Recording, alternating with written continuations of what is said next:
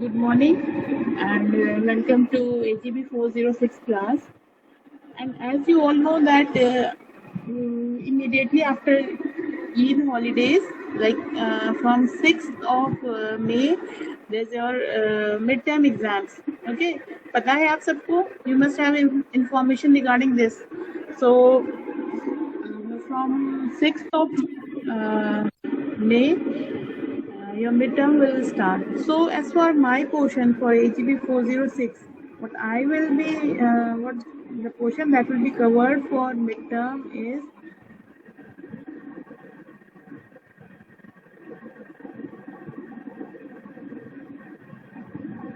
so we have completed up to the seed foundation and certified seed production of important cereals. We have already gone through the cereals, and today we will discuss some oil seeds.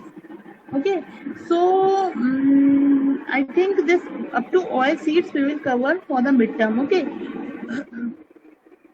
from the introduction part like seed and seed technology introduction, definition and importance, and up to the foundation and seeds, foundation and certified seed production of important cereals and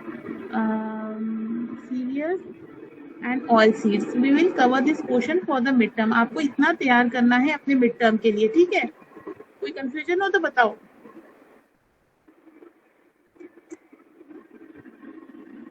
कोई confusion नहीं है, सब लोग तैयार कर लोगे ना, तो कुछ है नहीं ज्यादा तो इस पोर्शन में. So we will today we will start with certified and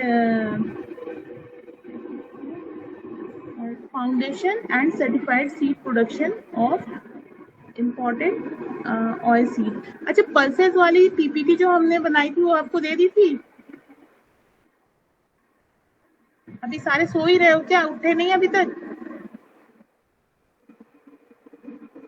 कोई बोलना नहीं चाह रहा है, सारे एकदम बिल्कुल. हाँ बताओ शिवानी. मैम पल्सेस वाली नहीं मिली अभी. नहीं, पल्सेस तो अभी हमने पढ़ाई नहीं है. हमने सीरियल्स की तो जो पढ़ाई थी वो आपको दे दी है, शायद चेक करना. ओके मैम, कर रही हूँ. और आपके शायद हमने यहीं पे सेंड करी, व्हाट्सएप ग्रुप पे सेंड करी है, क्योंकि हम लोग ने क्लासेस किया था तो शायद हमने यहीं पे सेंड कर दिया था इमीडिएटली बना करके आपके व्हाट्सएप ग्रुप मैम पे. Last PDF was a foundation and certified seed of production. Okay. This was what I was asking. So today we will talk about the foundation and certified production of groundnut arachis. So groundnut जिसको हम कहते हैं arachis hypogaea, पता होगा आप लोग को. It is an important oilseed crop. और इसकी फैमिली भी पता होगी. क्या फैमिली पता है? फेबेसी फैमिली है.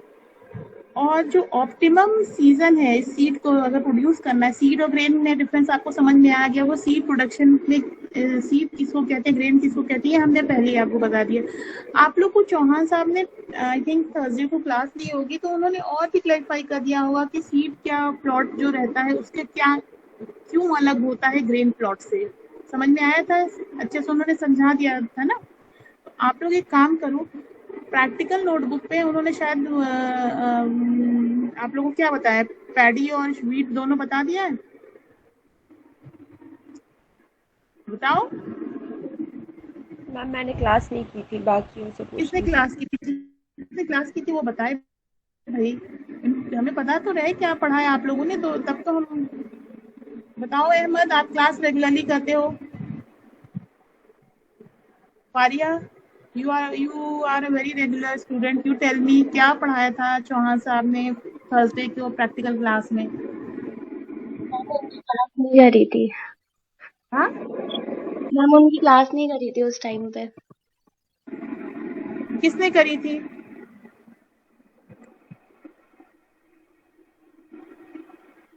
मजहर आपने करी थी? मजहर, रुमान, उज्जवल. नो मैम नहीं. उज्जवल ने करी थी? तनोबर, की थी क्या मैम। बताया था उन्होंने? पैडी और वीट दोनों ही बताया था? मैम नहीं की थी क्लास, नहीं की थी क्लास मैम। नहीं नहीं, क्लास हुई थी, उन्होंने थर्सडे को हमने खुद देखा था, उन्होंने लिंक सेंड किया था। मैम मैंने नहीं की थी क्लास। तो किसने की थी चौहान सर की क्लास? किसी ने क्या क्लास ही नहीं अटेंड की थी उस दिन? इतने मेरे क्लास में अभी 20 I think 11 12 13 14 18 students are present और 18 में से किसी ने चौहान सर की क्लास नहीं करी थी। अकरम, यू वर देयर? मैम मैंने भी नहीं की थी शायद उस दिन। रोनी, आपने करी थी? Ma'am seed production technology for wheat and paddy पढ़ाया था उस दिन। नहीं, उन्होंने बताया होगा सीड प्रोडक्शन टेक्नोलॉजी पैडी में और वीट में बताया होगा। Yes ma'am. या निशा? अच्छा, पैडी और वीट में उन्होंने बताया था, ठीक है। तो आप लोग क्यों क्लास नहीं अटेंड करते हो? I don't know, important class थी इसलिए मैम उस दिन लिंक थोड़ा शायद टाइम से नहीं दिया था, तो बहुत कम स्ट्रेंथ थी क्लास की। पर लिंक बेटा टाइम में होता है, हो सकता है थोड़ा 5-10 मिनट एक क्लास को छोटे छोटे, क्योंकि वो मास्टर्स की भी क्लास लेते हैं, तो अगर क्लास छोटे छोटे उनको टाइम हो गया होगा, रमजान है वैसे ही शेड्यूल सभी का डिस्टर्ब चल रहा है, तो हो सकता है मतलब क्लास उन्होंने जो टाइम है उसी पे सेंड किया होगा, 10 मिनट 15 मिनट 20 मिनट लेट किया होगा। आप लोग यस देखो मैम, क्लास थोड़ा सा लेट था, तो थोड़ा सा क्लास की लेट होता है बहुत बेटा। कम देखो स्ट्रेंथ थी। हमें बहुत सारे काम होते हैं, आपको पता है आपकी बीएससी एग्रीकल्चर में बहुत काम है, और इस टाइम इवन रमजान में भी 2:30 बजे ऑफ हो जाता है, but still we are there, we work at until 3:30, 3 साढ़े 3 बज जाता है हम लोग वहाँ से निकलते हैं, क्योंकि हमें बहुत काम रहता है। तो हो सकता है क्लासेस आगे पीछे हो जाती हैं, बट स्टिल आप लोग की क्या रिस्पॉन्सिबिलिटी है, आप लोग को ट्रैक करना है। लेट हो रहा है तो टीचर से पूछ सकते हो कि सर क्या है, कितने बजे लोगे, तो आप लोग को खुद अटेंटिव रहना। आप लोगों ने कहा 10 मिनट लेट लिंक आया तो कोई किसी ने ज्वाइन नहीं किया, किसका लॉस है? आपका लॉस है। अच्छा, बिल्कुल आपको जो चौहान साहब जो है वो नॉलेज देंगे, क्योंकि वो ही is himself a farmer, he knows how the technique कैसे ग्रो करना है। हमने स्पेशली उनसे रिक्वेस्ट की थी ये क्लास करने के लिए कि आप प्लीज बताइए, क्योंकि आप खुद ये काम करते हैं, आप खुद, ही इज हिमसेल्फ फार्मर, वो खुद अपनी क्रॉप अपने से ग्रो करते हैं, वीट पैडी हर चीज ग्रो करते हैं, तो उनसे बढ़िया इंफॉर्मेशन आपको कोई नहीं बता सकता है। एक टीचर भी है plus he is himself a farmer, 2 in 1। उनको रिस्पेक्ट करो कि someone is trying to tell you out of the way, is coming out of the way। उनको he was engaged in masters class and I had requested him specifically कि चौहान साहब आप करते हैं तो आपको एक एक चीज पता होगी, आप प्लीज बच्चों को अच्छे से बताइए। और आप लोग कहते हो 10 मिनट लेट सर ने क्लास में लिंक सेंड कर दी, इसलिए हमने ज्वाइन नहीं किया। Tries to understand someone's effort. He has given उनकी, हाँ उनकी भी क्लास थी, प्रैक्टिकल क्लास थी, बट अगर 10 मिनट लेट हो गया तो आप इस चीज को अगर समझ सकते हो, 10 मिनट लेट हो गया कोई बात नहीं, आप भी 10 मिनट लेट ज्वाइन करते हो, हम भी आपको एंट्री देते हैं, उसी तरह वो भी is also human being. 10 minute late हो गया तो आपको ज्वाइन करना चाहिए था। अभी दोबारा क्लास तो होगी नहीं, जितने सब कितने 18 में से शायद एक बच्ची है जिसने रिप्लाई किया है कि उसने क्लास करी है, तो ये बस एक बच्ची तो प्रैक्टिकल है और किसी का कुछ है ही नहीं, कोई नॉलेज कोई इन्फॉर्मेशन ही नहीं है। अब आप लोग लिखना जैसे हम समझ आए। I want your practical notebook. Practical में अपडेट करना seed production of wheat and paddy, जो दोनों पढ़ाया उन्होंने, और हम ये प्रैक्टिकल देखेंगे आपका। अब फिर से उनसे रिक्वेस्ट करो जैसे मर्जी आए, आई डोंट नो वो टीच। अब आप इसको प्रैक्टिकल अपने नोटबुक में अपडेट करके और हमको दिखाओ, नेक्स्ट टाइम पे हम देखेंगे। बिल्कुल भी सीरियस नहीं हुए आप लोग, 4th सेमेस्टर में आ गए और सीरियस नहीं हो। अगर ये रीजन है कि रोजा है मैम, रोजा लग रहा है तो सबको रोजा लगता है, ठीक है।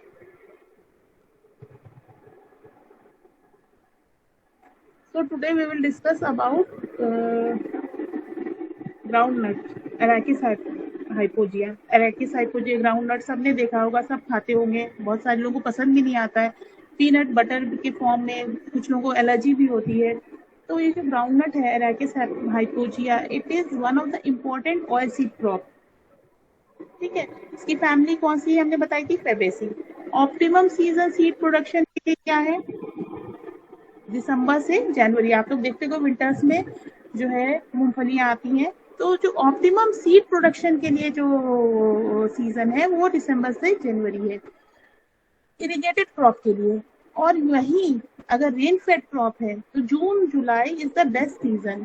ठीक है, तो दो चीजें हैं, दिसंबर जनवरी अगर सीड प्रोडक्शन आपको करना है तो दिसंबर जनवरी इरिगेटेड क्रॉप के लिए बेस्ट है, और जून जुलाई जो है वो आपकी रेन फेड क्रॉप के लिए बेस्ट है, ये सीजन बेस्ट है। ठीक है, और जो आपके मैच्योरेशन और हार्वेस्टिंग पीरियड है आपको बहुत ध्यान देना, it should not coincide with the rainy season. Why? Because if it coincides with the rain तो उसकी जो पॉट्स में जो वो रहती है इन सीटू जर्मिनेशन स्टार्ट होने लगती है। तो हम जब भी टेम्परेचर जो हम देखते हैं ना, तो हम ये देखते हैं कि मैच्योरेशन और उसकी हार्वेस्टिंग जो है बारिश ना हो। ठीक है, क्या रीजन है? यही रीजन है कि जो उसका जर्मिनेशन इन सीटू जर्मिनेशन होने लगता है, पॉट्स का होने लगता है। Now, what is the methods of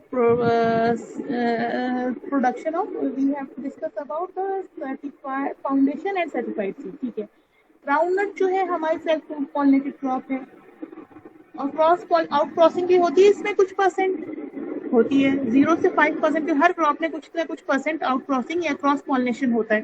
तो 0 से 5% जो है ग्राउंड नट में क्रॉस पॉलिनेशन होता है। ठीक है, अब जो क्रॉप जो आप उसको रेज करोगे it should be in an isolation में रेज करोगे। और सीड्स जो हैं, हम जो सीड्स लेंगे it should be produced by self pollination. तो आइसोलेशन डिस्टेंस जो है वेराइटीज के बीच में कम से कम 3 मीटर का होना चाहिए। सर्टिफाइड सीड है या फाउंडेशन सीड, किसी का भी प्रोडक्शन आप कर रहे हो, जो वेराइटल डिस्टेंस है, वेराइटल समझ लो ना, एक वेराइटी की अगर इस फील्ड में लग रही तो अगली फील्ड जो है 3 मीटर की दूरी पे होनी चाहिए, ताकि क्योंकि आउट क्रॉसिंग होती है, क्रॉस पॉलिनेशन होता है, और उसका परसेंटेज 0 से 5%, that is also sufficient for varietal mixing. ठीक है, तो इसलिए हम जो डिस्टेंस रखते हैं एक प्लॉट से दूसरे प्लॉट का, जो एक वेराइटी अगर आप इस प्लॉट पे कर रहे हो, सपोज करो एक वेराइटी आपका प्लॉट जो है यहाँ है, तो अगला प्लॉट 3 मीटर की दूरी पे होना चाहिए अगली दूसरी वेराइटी का। ठीक है, अब हम लैंड सिलेक्शन की बात करते हैं। आपको पता है कौन सा स्टेट सबसे ज्यादा जहाँ ग्राउंड नट प्रोड्यूस होती है? कोई आप लोगों में से किसी को नहीं पता है? Any one of you? तो गुजरात जो है it is the largest groundnut producing state of India. अच्छा, लैंड सिलेक्शन जब हम करते हैं तो हम जब ध्यान देते हैं कि जब भी हम लैंड सेलेक्ट करें इट शुड नॉट बी, ये चौहान साहब ने बहुत इंपॉर्टेंट बात बताई होगी आप लोग को, कि जो हम लैंड यूज करते हैं, जो हम प्लॉट यूज करते हैं, स्पेशली सीड प्रोडक्शन के लिए, ग्रेन के लिए कोई दिक्कत नहीं है। आप ग्रेन में जो है एक प्लॉट पे 4 बार हर साल आप अगर ग्रेन प्रोड्यूस करे तो चाहे पैडी है, चाहे वीट है, चाहे कोई भी क्रॉप है, आप एक उस लैंड पे, उस ग्राउंड पे जो लैंड है उस पे आप हर साल क्रॉप प्रोड्यूस कर सकते हो। ग्रेन की बात हो रही है। यही अगर सीड प्रोड्यूस करना है, ठीक है, सीड की बात हो रही है, सीड समझते, ग्रेन और सीड में डिफरेंस तो हमने बता दिया। बता सकता है कोई क्या होता है डिफरेंस ग्रेन और सीड में?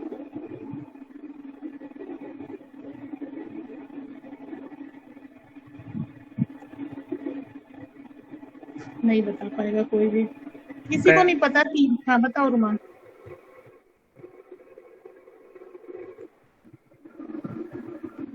आई think he has internet issues. और कौन बताएगा? कोशिश करो आप लोग, एग्जाम है 1 हफ्ते बाद। मैम ग्रेन जो है वो कंजम्पशन के लिए यूज होता है, एग्जैक्टली। और सीड जो है वो प्रोपागेशन के लिए, प्रोडक्शन प्रोपोगेशन के लिए यूज होता है। ठीक है, तो जो लैंड अगर आप पैडी है, वीट है, अगर आप कंजम्पशन के लिए कर रहे हो तो उसके लिए आपको कोई टेंशन नहीं कि वेराइटल अगर मिक्सिंग भी हो जाती है तो क्या फर्क पड़ता है, हमें तो गेहूं की रोटी खानी है, क्या फर्क पड़ता है, हमें थोड़ा ना प्रोपोगेशन के लिए चाहिए। बट अगर हम सीड यूज कर रहे हैं, we need it for propagation, we need it the same variety, हमें फार्मर को देना, हमें इसको प्रोपोगेटिंग मटेरियल है जो है होमोजीनियस होना चाहिए, यूनिफॉर्म होना चाहिए। सीड की डीएसयू पढ़ा है, डिस्टिंग होमोजीनियस होना चाहिए। सीड्स जो है जो आप सोइंग करो तो वो होमोजीनियस हो, तो ये सबसे बड़ा वो है। तो आप जब लैंड सेलेक्ट करोगे तो आपको ध्यान देना है कि जो पहले से जो लैंड है जो उसमें पिछले साल वहाँ ग्राउंडनट नहीं लगाओ। क्यों? क्योंकि वॉलंटियर प्लांट्स जो है जो वेराइटल मिक्सिंग हो जाती है, ठीक है, जो पहले से वहाँ पे, क्योंकि जमीन जो है कुछ सीड अपने अंदर रखता भी है, ठीक है। तो जब आप नेक्स्ट सीजन में ग्रो करते हो, आपने सपोज करो कोई एक वेराइटी सो करी है, आप नेक्स्ट जब सोइंग करोगे तो वो जो वॉलंटियर प्लांट्स है वो इंटरफेयर करेंगे। तो हमें ये ध्यान रखना चाहिए कि जब हम कोई लैंड सेलेक्ट करें, it should not be previously cultivated with groundnut in the previous season, ठीक है। and your soil जब should be fertile and porous, जिसमें ड्रेनेज फैसिलिटी बहुत अच्छी होनी चाहिए। तो ये चीज़ें हम जब लैंड सेलेक्ट करते हैं हम इन चीज़ों का ध्यान देते हैं, ठीक है। डिस्टेंस पहले तो हम प्लॉट देखेंगे, कहीं वैरायटी और कोई लगी हुई है ग्राउंडनट की तो उससे 3 मीटर की हमें दूरी रखनी है। हमें क्या करना है, और वो प्लॉट सेलेक्ट करना है जहाँ पिछले सीजन में ग्राउंडनट नहीं लगाया गया हो, और हमारी सॉइल जो है फर्टाइल हो, पोरस हो, ड्रेनेज फैसिलिटी अच्छी हो, तो वो हमारा लैंड सिलेक्शन हो गया। अच्छा, सीड्स जो है वो हमने जो है लेना है, वो हेल्दी कर्नल लेना है, डिजीज फ्री लेना है, जिसमें पेस्ट जो है ना लगे हो, मतलब पेस्ट इन्फेस्टेशन ना हो सोइंग के टाइम, ठीक है। हम लोग को हेल्दी सीड, कभी टूटे कर्नल्स रहते हैं तो वो सब हमको नहीं लेना है, हमें यूनिफॉर्म सीड्स लेनी है। और सीड रेट क्या होने चाहिए? सीड रेट जो है 110 kg पर हेक्टेयर हमारे जो है, अगर 2 तरह के असल में कैनोपी होती है, एक स्प्रेडिंग कैनोपी होती है और एक बंच टाइप की होती है, ठीक है। जो हम ग्राउंडनट लगाते हैं तो 2 तरह की कैनोपी, जो अबव एरियल पार्ट जिसको कहते हैं, एरियल पार्ट जो रहता है 2 तरह का, तो एक स्प्रेडिंग टाइप होता है फैला हुआ, और एक बंचिंग टाइप का होता है। तो जो स्प्रेडिंग टाइप है उसके हमें सीड रेट है 110 kg पर हेक्टेयर, और जो हमारा बंच टाइप है उसकी जो सीड रेट है 120 kg पर हेक्टेयर हमें जरूरत पड़ती है, ठीक है। नाउ सीड को हम क्या करते हैं, फार्मर्स क्या करते हैं, जब सीड्स को सेलेक्ट करते हैं ना, सपोज करो हमें अगर 110 kg पर हेक्टेयर सीड हमने ले ली, एक हेक्टेयर में हमें 110 kg सीड की जरूरत है। उसके बाद फार्मर क्या करता है, सीड को लेकर के ना हींग के का सॉल्यूशन जो होता है उससे जो है सीड्स को ट्रीट करता है, ताकि ब्लाइट डिजीज, क्योंकि इसमें आपको पता है ग्राउंड नट में ब्लाइट डिजीज बहुत तेजी से पकड़ती है। तो क्या करता है, 1.5 किलो जो है एस्टाफोडा को कम से कम 12 लीटर पानी में डिजोल्व करके, और आपकी सीड्स जो रेट है 110 या 120 kg, उसको सीड को सोक कर देता है 12 घंटे के लिए। उसके बाद निकाल करके उसको 30 मिनट के लिए शेड में ड्राई कर देता है सोइंग से पहले, ठीक है। और हम लोग बायो फर्टिलाइजर जैसे राइजोबियम हुआ या बायो कंट्रोल एजेंट जैसे ट्राइकोडर्मा विरिडी, ट्राइकोडर्मा पता है क्या होता है? ये सब पढ़ा होगा आप लोगों ने। It is also bio control agent. पता है ट्राइकोडर्मा के बारे में? नहीं पता है। तो ये जो है हम बायो कंट्रोल एजेंट्स को भी यूज कर सकते हैं फॉर आवर सीड ट्रीटमेंट। तो हमने राइजोबियम और या ट्राइकोडर्मा को 500 ml जो राइस ग्रुएल पता है क्या होता है? जब चावल को आप दलिया की तरह बिल्कुल पका लेते हो, उसमें जो हम 500 ml ट्राइकोडर्मा जो है उस मिक्स कर देते हैं, और उसमें और जब वो ठंडा हो जाए, मतलब कि जो दलिया जैसा चावल रहता है उस चावल को पहले अच्छे से पका लेते हैं, उसमें ट्राइकोडर्मा 500 ml जो है हमने मिक्स कर दिया, और उसको हमने सीड की कोटिंग कर दी, और फिर हमने सीड को जो है ड्राई कर दिया 30 मिनट के लिए, और तब उसके बाद हमने सोइंग कर। इससे क्या है, बायो कंट्रोल एजेंट है, आपके सीड्स जो हैं it should B free from fungal infestation, ठीक है। तो जो अगर, क्योंकि कभी कभी ना सीड्स आपको जो है सीड्स स्पोर्स जो रहते हैं वो सीड सरफेस पे अटैच रहते हैं, तो आपने जब ये ट्रीटमेंट कर दिया, प्री ट्रीटमेंट कर दिया, तो इससे क्या होगा, जो भी अटैच फंगल स्पोर्स है, माइसीलियम है, वो सब खत्म हो जाएंगे। तो हम एक प्रिकॉशनरी मेजर है जो आप यूज कर सकते हो बिफोर सोइंग योर सीड्स। तो अब जब सीड सोइंग हो, सब कुछ हो गया, रेडी हो गई, हमने प्री ट्रीटमेंट कर दिया, सब कुछ कर दिया, तो अब हम ये ट्रीटेड सीड्स को हम सोइंग करेंगे। सोइंग का तरीका क्या है, अब ये ध्यान से सुनना। सोइंग को डिबलिंग करते हैं मैनुअली, या फिर हम यूज करते हैं सीड ड्रिल, क्योंकि हमें जो है सीड्स को एक पर्टिकुलर डेप्थ पे सो करना है। जैसे सपोज करो 7 से लेकर के 10 सेंटीमीटर गहराई पे हमें सीड को सोइंग करनी है। अब आप कैसे सोइंग करोगे, आप या तो मैनुअली डिबलिंग कर सकते हो, या फिर सीड ड्रिल आता है, आप देखोगे, अब जब आओगे लेट से खुलना तो आप देखोगे हमारा सीड ड्रिल है। सीड ड्रिल मशीन से आप उसको सोइंग कर सकते हो। और स्पेसिंग जो है क्या रखोगे, अगर बंच टाइप है तो 30 इंटू 10 सेंटीमीटर, और यही अगर स्प्रेडिंग टाइप है तो 45 इंटू 20 सेंटीमीटर, इतना ये डिस्टेंस आपको रखना है, क्योंकि बंच और आइसोलेशन बहुत ज़रूरी है किसी भी क्रॉप में, क्योंकि आइसोलेशन, अगर प्लांट्स आइसोलेशन में रहते हैं तो उसमें क्या होता है कि जो डिजीज का है और अच्छे से न्यूट्रिशन मिलता है, डिजीज जो है स्प्रेड कम होती है, ये सब हम आपको बता चुके हैं पहले भी, ठीक है। तो जो सीड्स को हमने ड्रिबलिंग मेथड से एक पर्टिकुलर गहराई में, यानी 7 से 10 सेंटीमीटर की गहराई में हमने सोइंग कर दी, और डिस्टेंस स्पेसिंग जो है वो हमने मेंटेन कर लिया, ठीक है। इसके बाद जो हमें पता है कि क्योंकि ग्राउंडनट हमारा डीप रूटेड प्लांट है, तो इसमें जो है हमें मॉइस्चर और जो न्यूट्रिएंट्स है वो गहराई में, क्योंकि अभी हमने बताया आपको 7.5 से 10 सेंटीमीटर गहराई में हम इसको सोइंग करते हैं, क्योंकि डीप रूटेड प्लांट है। तो जब इसमें मॉइस्चर और न्यूट्रिएंट्स जो है वो हम इस तरह से डालें ताकि वो हमें जो भी मॉइस्चर या न्यूट्रिएंट हम डालेंगे वो हमें डीपर लेयर्स जो है, because we have sown the plant in some at a depth, so we want that these nutrients and moisture should reach to the deeper layers of the soil, ठीक है। तो nitrogen की requirement अगर rain fade crop है तो उसमें 10 kg per hectare है, और ये इरिगेटेड क्रॉप है तो 17, तो इसमें जो इरिगेटेड क्रॉप है उसमें 17 kg पर हेक्टेयर है। उसी तरह फॉस्फोरस की रिक्वायरमेट रेन फेड क्रॉप में 10 किलो पर हेक्टेयर है, और इरिगेटेड क्रॉप में इसकी जो रिक्वायरमेंट है वो 35 kg पर हेक्टेयर है, ठीक है। मगर ऐसा मगर जो सॉइल होती है, इंडियन सॉइल स्पेशली, उसमें क्या होता है, पोटेशियम रिच होती है, तो जो रिकमेंडेड डोज होती है वो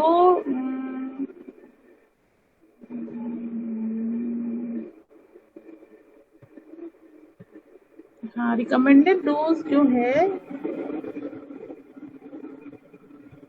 अगर रेन फेड क्रॉप है तो कितनी हो, एक ये हम आपको देख के बताएंगे, ठीक है। वैसे फॉस्फोरस की जो रिक्वायरमेंट है रेन फेड क्रॉप में वो बेसिकली 10 kg पर हेक्टेयर है, और इरिगेटेड क्रॉप में 35 kg पर हेक्टेयर है, ये फॉस्फोरस की है, ठीक है। पोटेशियम की जो रिकमेंडेड डोज है आई थिंक वो 45 kg पर हेक्टेयर है रेन फेड में, और इरिगेटेड में 54 kg पर हेक्टेयर है, ठीक है। तो क्या क्या बोल रहे थे आप, क्या कौन सा मैम, फास्फोरस की मैम, किसकी आप बोल रहे थे, रेन फेड क्रॉप? सुनो फिर से बता रहे, नाइट्रोजन की 10 kg per hectare irrigated crop है। हमने बताया 2 तरह की क्रॉप होती है, इरिगेटेड होती है, रेन फेड होती है। जो इरिगेटेड क्रॉप, इसको हम दिसंबर जनवरी में हम लगाते हैं, दिसंबर जनवरी की क्रॉप में। उस टाइम हमको कितना फर्टिलाइजर देना है, नाइट्रोजन हमें देना 10 kg पर हेक्टेयर, ठीक है। और यही अगर इरिगेटेड क्रॉप है, रेन फेड क्रॉप में, सॉरी इरिगेटेड क्रॉप में 17 kg पर हेक्टेयर, और रेन फेड में 10 kg पर हेक्टेयर, ठीक है। इसी तरह फॉस्फोरस की रिक्वायरमेंट रेन फेड क्रॉप में, रेन फेड क्रॉप यानी जो हमारी जून जुलाई वाली है, ठीक है, जून जुलाई वाली है, उसमें हमको फॉस्फोरस की रिक्वायरमेंट हमारी 10 kg पर हेक्टेयर है, ठीक है। और सॉरी फॉस्फोरस की रिक्वायरमेंट रेन फेड में 10 kg पर हेक्टेयर है, और इरिगेटेड में हमारे है 35 kg पर हेक्टेयर। क्या कह रहे हैं, मजर सर ने बताया था कि 20 to 40 kg रहता है फॉस्फोरस की रिक्वायरमेंट रेन फेड क्रॉप में ग्राउंड नट के। मस्टर्ड किसमें, ग्राउंड नट में? हाँ ग्राउंड नट में रेनफेड क्रॉप। ग्राउंड नट में था मस्टर्ड की कितनी, ग्राउंड नट में ही बताई थी। यस मैम ग्राउंड नट में बताई थी सर ने, वो थर्ड सेमेस्टर में बताया था। और नाइट्रोजन की 10 टू एकड़ में, एक मिनट, दो चीजें हो सकती है। एकड़ में बताया होगा और मसासा ने 18 केजी पर एकड़, हम हेक्टेयर में बता रहे हैं। पर नहीं, ये सर उन्होंने हेक्टेयर में ही बताया था मैम। कितनी हेक्टेयर में बताया था? हेक्टेयर में बताया था कि नाइट्रोजन जो है 10 to 25 और फॉस्फोरस जो है 20 to 40 KG. Phosphorus 20 to 40 KG किसमें? तो 20 to 40 रेनफेड केजी है तो हम, नहीं, phosphorus requirement rain fade crop में जो है, रेन फेड क्रॉप में हेक्टेयर में बता रहे हैं 10 केजी पर हेक्टेयर है, और इरिगेटेड क्रॉप में जो है वो 35 केजी पर हेक्टेयर है।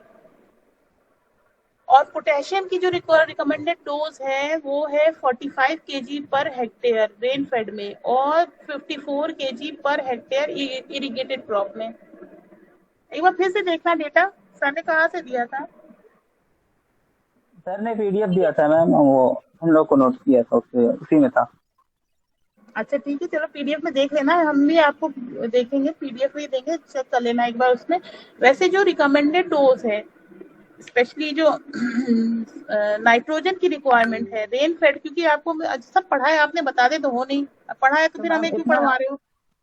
इतना वेरी क्यों करता है, मतलब कि सर ने 20 to 40 केजी क्यों दे कि 20 to 40 केजी बताया ना, टोटल 20 to 40 केजी। अब इसमें जो है हमने आपको बता दिया कि रेन फेड में 10 केजी पर हेक्टेयर है, और इरिगेटेड क्रॉप में आपकी जो है 17 केजी पर हेक्टेयर। नाइट्रोजन 40 थोड़ा ना बताया होगा, 10 to 40 थोड़ा ना बताएगा। पीडीएफ खोलिए देखिए, किसमें मैम? रेनफेड में रेन फेड में कितना बताया है? नाइट्रोजन हाँ 10 खोलिए to दे 25 बताइए। KG, 10 to 25। हाँ 10, तो हम आपको सही तो बताए, 10 केजी पर हेक्टेयर जो है नाइट्रोजन की रिक्वायरमेंट। अब वो 22 अप टू कितनी होगी वो हमने नहीं बताई, हमने आपको एक ऑप्टिमम लिमिट बताई है। ऑप्टिमम जो रिक्वायरमेंट है 10 केजी पर हेक्टेयर है, ठीक है, रेन फेड क्रॉप में। इरिगेटेड क्रॉप में ऑप्टिमम रिक्वायरमेंट जो है आपकी 17 केजी पर हेक्टेयर है, ठीक है। फॉस्फो अब कितनी, अप टू कितनी, वो हमने एक लिमिट नहीं बताई कि 10 से 40, हम आपको ऑप्टिमम रिक्वायरमेंट मेरी है, ठीक है, हम आपको बता रहे हैं। फॉस्फोरस में जो आपकी रिक्वायरमेंट है ऑप्टिमम, अब देखो टर्म हमने यूज कर लिया ऑप्टिमम, कितनी से कितनी ये आप देख लेना।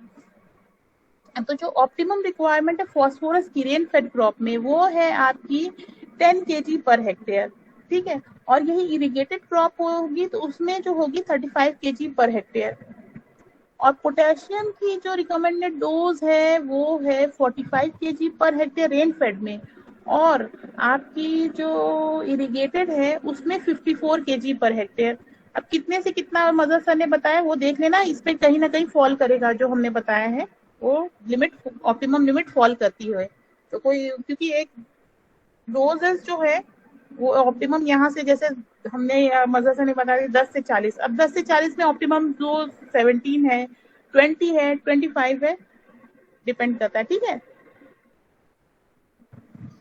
तो जो भी हम पढ़ा हुआ है आपने, तो हमसे क्यों पढ़वा रहे हो, पूरा पढ़ा हुआ है आपने? ग्राउंड नट सर ने पढ़ाया था कल्टीवेशन प्रैक्टिस उसमें, थर्ड सेमेस्टर। कल्टीवेशन प्रैक्टिस, अच्छा उस सोइंग, ये तो हो गई। तो ये हो तो हो गई सॉइल में आपने क्या क्या दिया है, क्या क्या फर्टिलाइजर की रिक्वायरमेंट है। उसके बाद हम जो है फार्म यार्ड मैन्योर भी यूज करते हैं, तो हमें सोइंग से पहले कम से कम 4 ton farm yard manure, 16 kilo जो है नीम के, और 80 केजी ऑफ जिप्सम पर एकड़, यानी कह सकते हो कि 10 tonne farm yard manure, 40 kilo neem, और 200 KG gypsum per hectare we need as a basal manure, ठीक है। तो ये जो बेसल मैन्योर जो है ये हम इसको सॉइल में इंकॉर्पोरेट कर देंगे with the help of your जो नॉर्मल प्लाव होता है, जैसे ब्लेड हैरो है उसकी हेल्प से आप, या कंट्री प्लाऊ है जो आप पहले ब्लॉक के नहीं देखते थे प्लाऊ, वो कंट्री प्लाऊ, तो कंट्री प्लाऊ या फिर ये ब्लेड हैरो की हेल्प से हम ये बेसल एप्लीकेशन दे देंगे मैन्योर का। फार्म यार्ड मैन्योर क्यों दिया जाता है? क्योंकि जो आपकी सॉइल की पोरोसिटी है वो इंक्रीज होती है, आपकी जो सॉइल का स्ट्रक्चर है वो इम्प्रूव होता है, और जो है आपको माइक्रो न्यूट्रिएंट्स जो भी सॉइल में चाहिए वो आपके सॉइल को मिल जाता है with the help of this farm yard manure.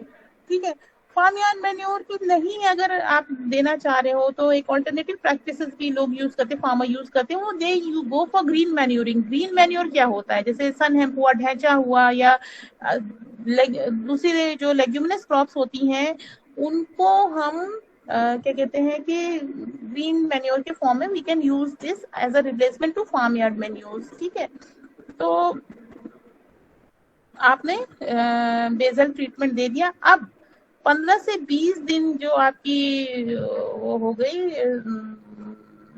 Sowing के 15 से 20 दिन के बाद आपने क्या किया? वीडिंग की। वीडिंग जो है आपने किससे की? आपने क्या कहते हैं, नीम केक यूज किया। नीम केक कितना यूज करना है? 40 kg प्रति हेक्टेयर। और आपको क्या यूज करना है? Gypsum 20 kg per hectare. तो 2-3 यानी कि आपने देखिए जब आपने सोइंग कर दी उसके 15-20 दिन के बाद से आपको क्या कहते हैं वीडिंग के लिए आपको नीम केक और जिप्सम का यूज करना है। और फ्लावरिंग के 2-3 हफ्ते के बाद आपको फिर से 20 किलो प्रति हेक्टेयर आपको नीम केक और कम से कम 2 टन प्रति हेक्टेयर वर्मी कंपोस्ट का एप्लीकेशन करना है फॉर इम्प्रूव क्या कहते हैं फ्लावरिंग। अच्छा, कहीं कहीं जो है ना पंचगव्य का नाम सुना है? बताया था मजा सर ने पंचगव्य का? नहीं नहीं मैम, ये नहीं सुना। नहीं बताया था। कहीं कहीं पता है 3% पंचगव्य जो है वो भी यूज करते हैं। और बटर मिल्क कहते हैं छाछ को भी क्या कहते हैं कि सोइंग के 45 डेज के बाद हम जो है अप्लाई करते हैं। उससे क्या होता है, जो क्रॉप की ग्रोथ है वो अच्छी हो जाती है। पंचगव्य क्या होता है ये आपके दिमाग में क्वेश्चन होगा। पंचगव्य एक्चुअली एक क्या कहते हैं कि उसको कहते हैं काउ क्योर कहते हैं, काउपैथी कहते हैं। इसमें क्या होता है, ये मिक्सचर होता है ट्रेडिशनल जो है रिचुअल के हिसाब से इसको प्रिपेयर किया जाता है। इसमें 5 तत्व होते हैं। जैसे पंचगव्य मतलब 5 इंग्रेडिएंट्स होते हैं। 3 इंग्रेडिएंट्स जो होते हैं वो होता है काउ डंग, यूरिन और मिल्क। 2 प्रोडक्ट्स जो रहते हैं वो डिराइव प्रोडक्ट्स रहते हैं, या तो जैसे कर्ड या घी। तो इनको अच्छे से मिला करके, इनको इक्वल रेशियो में मिला करके फर्मेंट करने के लिए छोड़ दिया जाता है। तो इससे क्या होता है, ये इसको काउपैथी भी कहते हैं। ये जो है आपके ऐसा क्या कहते हैं आपके जो आपके क्रॉप की ग्रोथ को ना वो करता है। और काउपैथी भी इसको कहते हैं, यानी कि एक आयुर्वेदिक कहते हैं मेडिसिन की तरह यूज करते हैं। तो उसमें कोई ऐसा साइंटिफिक बैकिंग तो नहीं है, मगर ये है कि लोग इसको मानते हैं कि ये सेक्रेड है और ये क्या कहते हैं कि it is removes harmful bacteria and infectious diseases। ठीक है, तो इसलिए यूज होता है। तो ये बेसिकली हम लोग 45 डे पे देते हैं 3%, यानी 300 ml आप क्या कहते हैं एक पानी के टैंक में 300 ml पंचगव्य को मिला करके आप ट्रीटमेंट कर सकते हैं। ठीक है, अब ये तो हो गया आपका सोइंग सारी वो टेक्निक एंड ऑल। अब वीड मैनेजमेंट आपको पता है कि वीड जो है हमारे कोई भी वीड है अगर इन्फेस्टेशन उसका हो गया तो हमारी क्रॉप की यील्ड रिड्यूस कर देती है up to 20 to 45%। So specially in groundnut it can reduce up to the 45%। तो हमने देखो कोई एग्जैक्ट फिगर नहीं बोला 30% या 40%, हमने बोला 20 to 45% weed can reduce your yield, the groundnut yield. So based on the soil type and extent of weed infestation you can go for hand hoeing। hand hoeing क्या होती है, हाथ से जो है वीडीसाइड के बजाय हम हाथ से जो कहते हैं ना गुड़ाई करते हैं और क्या कहते हैं खरपतवार को रिमूव करते हैं। It should be done 3 weeks after sowing. ठीक है, और फ्लावरिंग होती है तो भी हम उसको कर सकते हैं, मगर हम फ्लावरिंग जो है 45 दिन के बाद नहीं मतलब कि 45 दिन के बाद जो है हम वीडिसाइड या हैंड होइंग नहीं करते। क्यों? क्योंकि आपको पता है कि जो पेग बनते हैं छोटे छोटे, आपके जो ग्राउंडनट में नीचे पेग बनते हैं, वो पेग इलोंगेशन और पॉड फॉर्मेशन जो है वो आपकी इंटरप्ट हो जाएगी। तो इसलिए हम फिर उसके बाद 45 दिन के बाद हम फिर हैंड होइंग नहीं करते, हम छोड़ देते हैं। ठीक है, फिर we go for weed management practices, but we avoid using this hand hoeing, especially in case of this groundnut, because it will interrupt the peg formation or also the peg elongation and pod formation. So that is why we avoid hand hoeing after 45 days. Pest management, disease management के groundnut जो है, groundnut जो है वो ज्यादातर effect जैसे paste, जैसे root जो है उसकी इफेक्ट हो जाती है, पॉड फीडर्स होते हैं या कैटरपिलर होते हैं, वो जो है मतलब कि इफेक्ट करते हैं क्रॉप को। और आपने सुना होगा टिक्का डिजीज ऑफ ग्राउंडनट, बहुत ही फेमस है, पढ़ोगे भी शायद 5th सेमेस्टर में। रस्ट है, ऑल्टरनेलिया लीफ स्पॉट है, स्टेम रॉट है। तो these are the different pests and diseases that are being infestation. There's an infestation, so we will discuss it. I think we will discuss it in next turn. या बोलो तो अभी discuss कर लें, थोड़ा सा और हमें पढ़ना है, अभी टाइम है हमारे पास 10 मिनट, तो हम इसको फिनिश कर दें, क्योंकि आई थिंक हम नेक्स्ट क्लास हमारी होगी नहीं, हमारा एग्जाम रहेगा नेक्स्ट टर्न पे। ठीक है, तो थोड़ा सा इसको हम फिनिश कर लेते हैं, क्योंकि आप लोग को फिर हमें टाइम मिलेगा नहीं, क्योंकि I think next Tuesday we have a holiday, Eid holidays. So immediately after Eid holidays your mid term exam will start. तो आप इरिगेशन जो है आपके सॉइल टेक्सचर के हिसाब से जो है इरिगेशन वेरी करता है। तो इरिगेशन हम कब देते हैं? क्रिटिकल स्टेजेस पे देते हैं ग्रोथ के, जैसे फ्लावरिंग स्टेज हुआ, पेग फॉर्मेशन हुआ, पॉड फॉर्मेशन हुआ, सीड फिलिंग हुआ, ये सब ये जो आप नॉर्मली जो भी क्रिटिकल स्टेजेस पे आप जैसे आप सीरियल क्रॉप्स में देते हो और बाकी क्रॉप्स में देते हैं, वैसे ही यहाँ पे भी इरिगेशन जो है क्रिटिकल स्टेजेस पे दिया जाता है। और जो क्रॉप को आप जो है 10 से 15 दिन में आप एक बार इरिगेशन देते हो, तो ठीक है। और आप जब आपको स्पॉट्स बिल्कुल रेडी हो जाते हैं, जब आपको लगता है हार्वेस्टिंग करना है, तो भी इरिगेशन अगर कर दो हार्वेस्टिंग से पहले, तो आपकी जो है इरिगेशन जो हार्वेस्टिंग है वो इजी हो जाती है।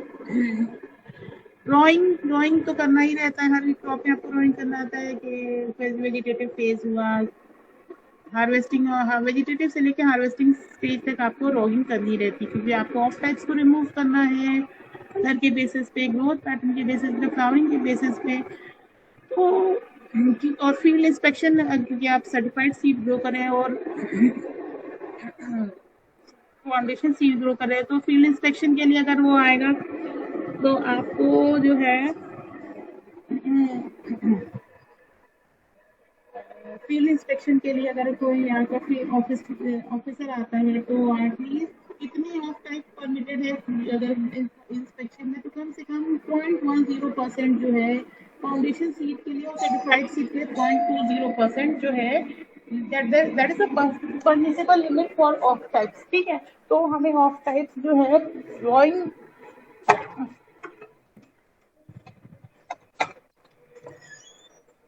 तो रॉइंग जो है वो हमको करना ही करना है, because we want to remove unwanted and off types based on their colour, the growth pattern, the flowering, the different stages. ठीक है, तो we have to do roguing at different stages. Certified जो है सर्टिफाइड सीड्स के लिए जो maximum permissible limit of types is 0.20%, sorry 0.20%, और foundation seed के लिए है 0.10%। ठीक है, अच्छा, फील्ड इंस्पेक्शन जो है आपका, इंस्पेक्टर जो आएगा इंस्पेक्शन के लिए आएगा, वो 2 इंस्पेक्शन कम से कम करेगा, एक तो फ्लावरिंग स्टेज पे और दूसरी पॉड मैच्योरिटी स्टेज पे, ठीक है।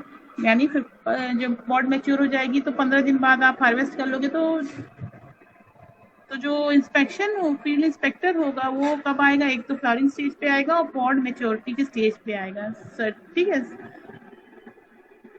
हार्वेस्टिंग कब होगा आपकी, हार्वेस्टिंग कैसे होगी, जो क्रॉप मैच्योर हो जाएगी तो क्या होता है आप खुद देखोगे, जो जो पुरानी पत्तियां हैं वो ड्राई होकर के गिर जाएंगी पौधे से, है ना, और जो ऊपर की पत्तियां हैं वो पीली होने लगेंगी, ठीक है। तो इससे समझ में आ जाएगा कि आपके जो है, आप हार्वेस्टिंग का टाइम अब ये हार्वेस्टिंग के लिए रेडी है।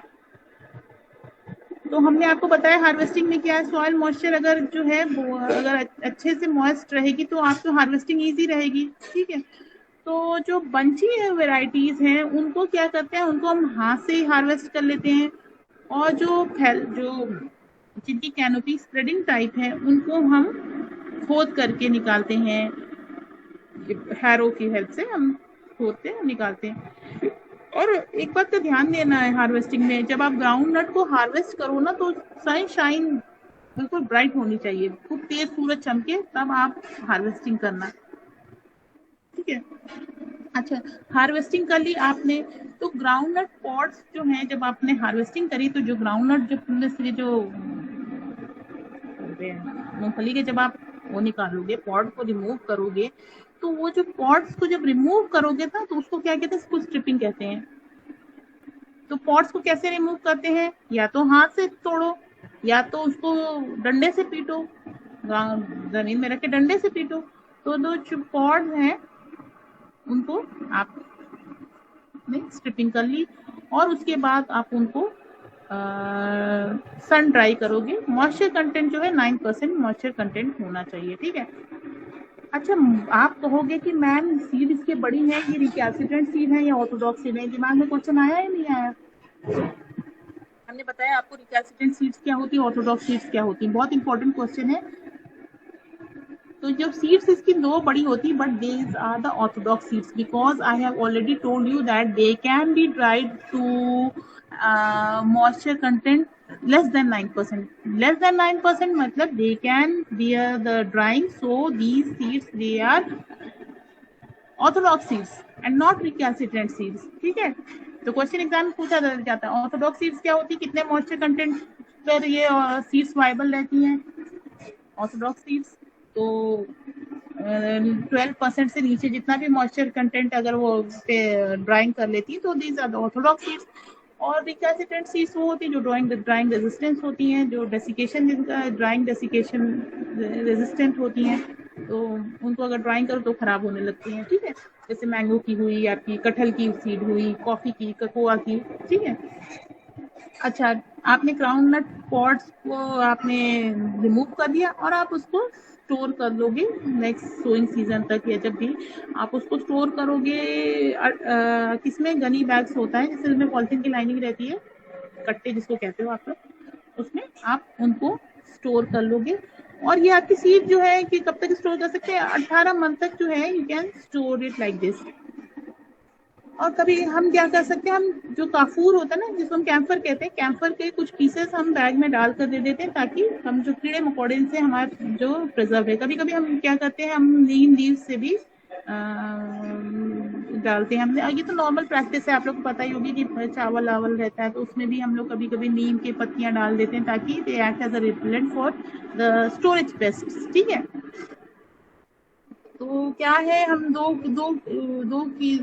kg नीम लीव्स, अगर 400 kg सीड है तो हम क्या करेंगे, 2 kg ड्राइड नीम लीव्स को हम अपने उसमें बोरे में रख करके स्टोर कर लेंगे। तो सीड स्टैंडर्ड क्या है, फिजिकल प्योरिटी फाउंडेशन सीड की 96% होनी चाहिए, सर्टिफाइड सीड की भी 96% होनी चाहिए, जर्मिनेशन परसेंटेज फाउंडेशन सीड की 70%, सर्टिफाइड की भी 70%, मॉइस्चर मैक्सिमम जो है 9% सर्टिफाइड सीड की भी और फाउंडेशन सीड की भी, ठीक है। तो ये है आपका क्या, ये है आपका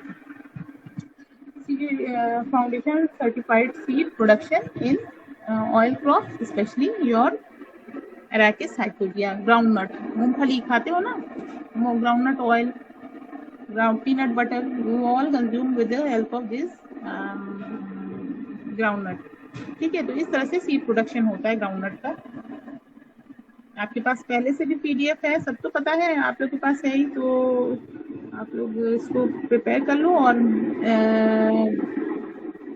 आज हमारी